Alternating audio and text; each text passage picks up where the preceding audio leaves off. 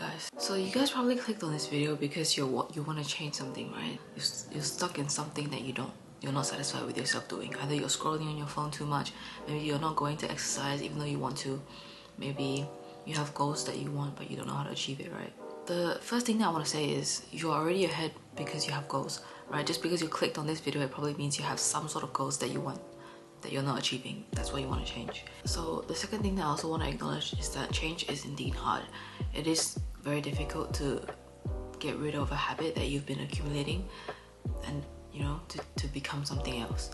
Even though your mind might think that you want something, it's very difficult to actually change, to actually do the actions to actually actualize that thing. The start of all this probably not the start, but I remember one of the causes of this whole self-improvement journey that I've been on is because I was scrolling on TikTok one day and I just saw this TikTok of this guy talking about this person, and he was like, oh, by the way, I'm wearing these glasses because my eyes are a little bit puffy. So yeah, he asked this question, why don't you take care of yourself? And I just, like, at that moment I was just so stunned because it just hit me. Why do I not take care of myself? Like, why am I waiting for somebody to take care of my happiness? Why am I waiting for somebody to change something? Because I was stuck in a loop. I was really unhappy with life. I didn't like life. I didn't like how it was. But at the same time, it's not like you can just end it all, right? So it was a loop.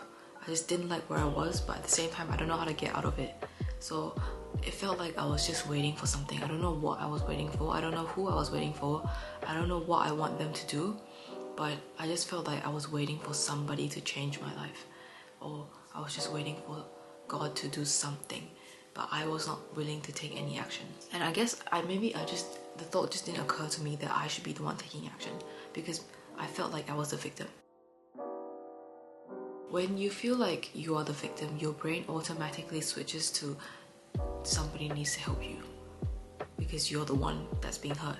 But when you get out of that victim mindset, which you can easily start doing, you can just, every single time you catch yourself victimizing yourself, snap out of it, catch yourself, and then just stop and then just think, why am I thinking this way? What's this going to benefit to me?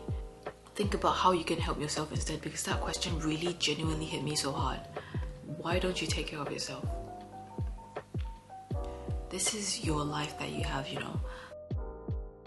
Nobody, who is gonna take care of you? Do you spend your whole entire day thinking about how you can help somebody else?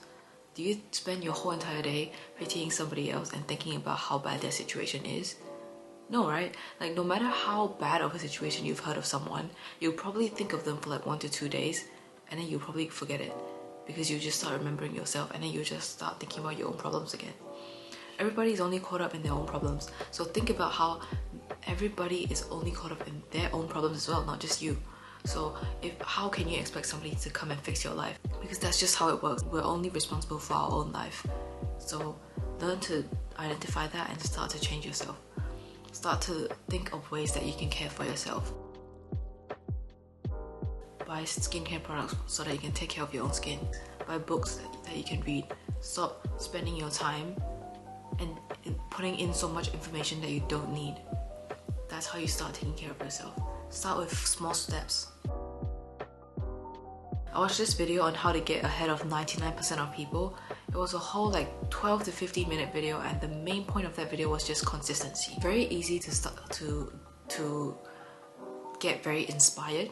Go on this massive week or 2 weeks of just doing a lot of things, exercising a lot, waking up very early, but then you just completely burn out and you just stop doing that. Because that was me 2-3 years ago. I just started waking up every single morning at 5 a.m. and then one of my family members passed away, and then I just stopped completely. And see, the reason why I stopped was because it was sort of unattainable. Not unattainable, it was hard to maintain. See, if you start changing your life so drastically in a way that's really difficult to maintain, then when something hits, it will become very, very unlikely that you'll maintain it. So start with small changes, start reading a little bit, start exercising a little bit, just be consistent, even if you do very little, and just improve yourself by 1% every day. See, the thing is, everybody says 1%, and it really sounds like it's very easy to do, but it is a little bit difficult because 1% every day means you have to be better than your previous day. So if I did something well today, I have to do something even better tomorrow, even if it's by just a little bit. So it is a little bit difficult, but just keep on doing that, and I think you'll become better than 99% of people, like in the long run, because of compounding. And compounding will probably be another video for another topic, but compound interest is literally what some people call the 8th wonder of the world, or 7th wonder of the world. I don't know. It's like amazing. Like, I don't even, like, you know that chessboard analogy where if you have 1 grain of rice and you double it every single day, by the end of the chessboard, after 64 doubles, it will become like a lot. I don't remember how much, but a lot, like probably enough to feed like a whole village. But it just started with 1 grain. Even after like, I don't know, 10 days, it's probably like 100 grains. I don't know, probably not 100 grains, never mind, but like something like that. It's probably some like very ridiculous amount, like very small amount of grain, but after like 60 something days it becomes like millions or trillions of grains. So compound interest is really impactful. So if you just improve yourself a little bit by 1% every single day, by the end of the year you have been better than yourself by like 30 something times, not just 30 something percent. 30 something times is like 30, it's like 3,000 something percent. The third thing that I wanted to talk about is just changing your identity. Think about who you want to become. Okay, if you want to become, say, let's use a very simple example. Let's say a athlete, right? Like a runner. Who I am right now is just a regular person doing uni or whatever, studying, scrolling on my phone when I'm not busy, going to work, whatever it is, right? And then somebody that you want to be is a runner. You want to train every day, you want to do this, do that. Person A would not like to be in person B's shoes, right? Person A would not like to train every single day. They would not like to run for, I don't know, 4 hours every single day and do training. They would not like to have to wake up and then have to stretch and then have to eat to fit their lifestyle of being a runner because they're just a regular person. Whereas person B, as a runner, they would hate to be in person A's life. They would not like to go to uni. They would not like, or maybe they would go to uni, I don't know. They would not like to you know, wake up and the first thing they do is scroll on their feed. Like, why would they do that? It would just hinder them as a runner so much. Like, it would just make them so mentally tired and that they wouldn't even want to run anymore. So person B would also despise person A's life. Okay, so the ideal version of yourself would also despise your own life right now, because that is not something that they would want to do. Even if it's comfortable for you right now, if you really have that kind of identity and if you really have that kind of mindset to achieve every single goal that you want, you wouldn't want to do that. Because I remember 2 years ago when I was on that waking up at 5 a.m. every single day, I remember just when I was on the bus stop waiting for buses, when I was waiting for something, I would just be on my phone reading books. I would just send PDFs of books to myself and I would just be reading every single day, like no matter where I was. Even when I was doing my part-time job as a cashier, I would just be reading when there was no customers, and I would just be reading everywhere, even on my lunch breaks, because I deleted social media, I think. But even if I had social media, it doesn't really matter because I don't care. I don't want to even look at what other people are doing. I just literally do not care. I only care about how to make more money, how to improve my mindset, how to get out of that rut that I was in. Just understand that if you change your identity, you will start despising who you are right now. So think about who you want to be and really think about whether you want to be that person. Maybe there's something that's holding you back. And a lot of the times we don't change because changing is actually more uncomfortable than just staying. So if you're staying in this position and staying in this position is more comfortable than changing, then you wouldn't want to change. But if your position gets so unbearable that changing yourself is even more comfortable, then you'll start to change.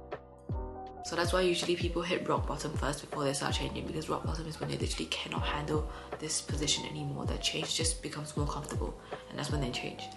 But so then you might be like, okay, then what do? Do I force myself to hit rock bottom?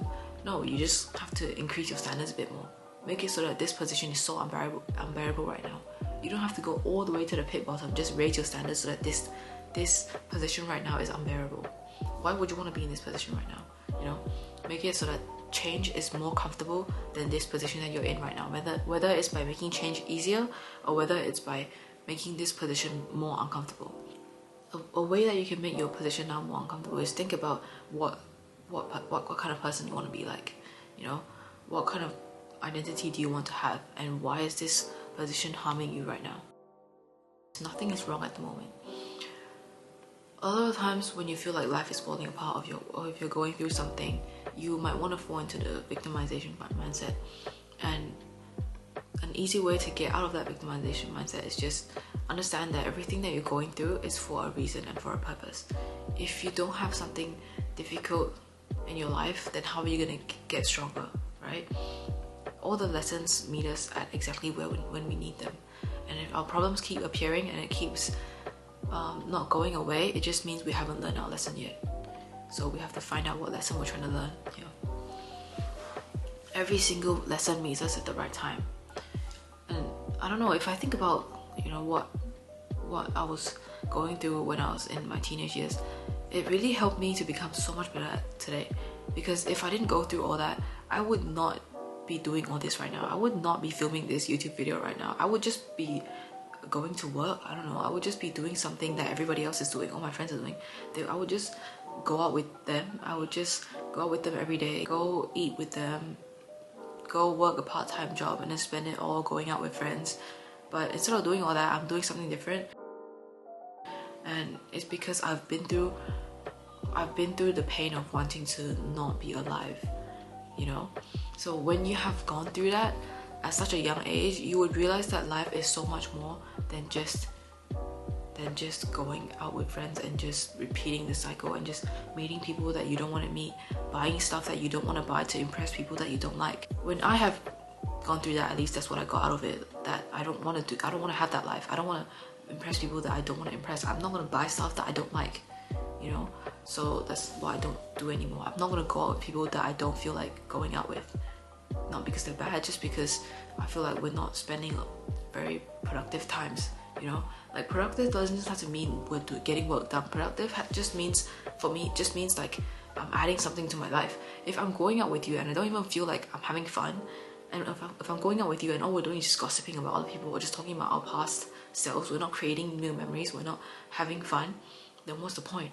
I don't like to maintain friendships just for the sake of it anymore, and that's why I have very little friends now. But I don't really care. Like, genuinely, that doesn't really bother me anymore, because I understand that right now at this point of my life, I'm working on stuff that needs to be worked on. I understand that when it comes time for me to have really close friendships, really close relationships, then God will bring those people to me, and they will come to me at the right time. But if I just keep hanging out with the same people, keep doing the same things, those people are not going to come to me. The people who are actually meant for me will not come to me, because I'm not who they want to meet. You know what I mean? Like, if you want to be an athlete and you want to meet athlete friends, you want to meet people who have the same mindset as you being a lazy person is not going to you're not going to attract an athlete. An athlete is not going to want to talk to you, because you are not going to be similar to them. Until you change to become the athlete that you want to be, until you start implementing habits, so at least you're starting to become an athlete. You don't have to be a pro, you just have to be somebody who's at least trying. Until you become that version, your athlete friends are not going to come and find you. In my analogy, I guess it's trading. For me, before, I was kind of ashamed to talk about trading, because it seems like it's gambling.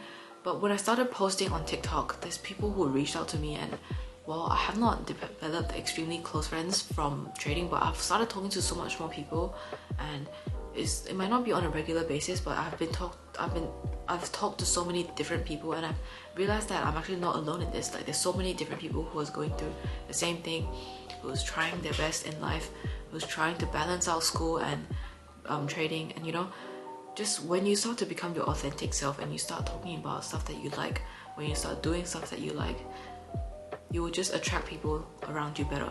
Stop hanging on to things that are not meant for you. If you keep hanging on to things that are not meant for you, then the things that are actually meant for you will not come to you, because you're hanging on to so much things. And when you start letting go of things that are not meant for you, there will be a space there for other things to come to you. You have to be confident in yourself that the things will come and find you. Okay? Be confident in yourself that if you let go of the things that are not meant for you, then things that are meant for you will come. Be confident in that. Because if you're not confident, then that's why you're hanging on. Because you're scared that if you let go, then you have nothing left. But it's not that you have nothing left. It's just that you're waiting for something else to come. It's that you're letting go of something, which is a very courageous thing to do. It's not something to be ashamed of. You don't have to be ashamed of letting go of your past friends. It doesn't mean you have to be rude. It just means you have to prioritize yourself and understand what you need. The fifth thing that I want to talk about is that it's never been so easy to dominate. Everybody now is so distracted. Everybody now is so, like, if you look around, if you just go to a bus stop, everybody is scrolling on their phone, putting information into their brains. Even me, when I wake up, the first thing that I do most of the time is just go on my phone. Right now, I really try not to do that. This morning, I don't think I did that. But just think about so many people who are just putting in so much information into their brains because it's so much easier to escape. It's so much easier to look at other people's lives than to go and fix your own. It's so much easier to criticize them than to just sit with our own thoughts and just reflect on ourselves and just be like, wow, I have this goal, but I'm not doing anything. That is such an uncomfortable thought, because once you have that kind of thought, you have to move forward. You have to identify what you need to do next. And that is hard. So we just escape. And also because it's kind of addicting, right? It's addicting to get new information. It's addicting to get funny things to look at. It's engaging to talk about who has broken up, why are they together, stuff like that. That's why it's so easy nowadays to become better in your industry or in whatever you want to do. It applies to traders as well. Your competitors are literally like, what are they even doing? Like sometimes I join like traders group chats, and because traders are like dominantly just males, they just talk about females all the time, and I'm just like, bro. And maybe because I don't really talk in that group chat, so maybe they don't know that I'm there, but like maybe they don't know that there's a lot of females in there. But I mean, there's probably not a lot of females in there, but maybe they don't know that there's females there looking at the group chats. But like the way that they talk about females is kind of gross. But anyways, I'm just saying, like, that's your competition nowadays. This is a little bit like a conversation, but I feel like I've said all that I wanted to say to myself at least. And if you are watching this and this has helped you too, remember to like and subscribe for more videos like this. We'll still continue to do trading videos, but yeah, see you guys in the next video. Bye.